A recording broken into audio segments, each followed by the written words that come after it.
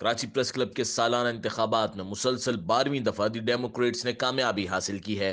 Election 2021 के लिए 1493 अरकान वोट के अहल करार दिए गए थे, जिसमें से 1185 मेंबरान ने राय दही में हिस्सा लिया।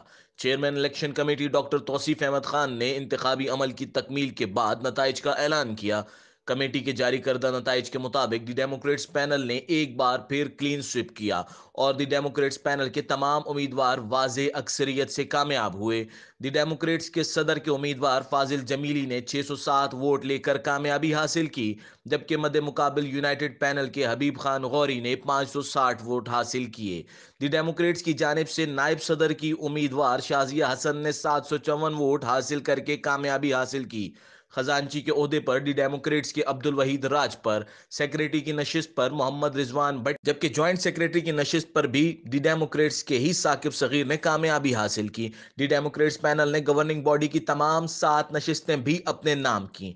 चीफ इलेक्शन कमेटी के हतमी नताइज के मुताबिक दी डेमोक्रेट्स पैनल के अब्दुल अजीज संघोर, हामिदुर रहमान आवान, मोहम्मद फारूक समी, मोहम्मद नबील, अब्दुल वसी कुरैशी, सलमान सादत खान और अब्दुल रशीद मेमन कामयाब हुए। Shahryar Shaukat, world news Urdu, Karachi.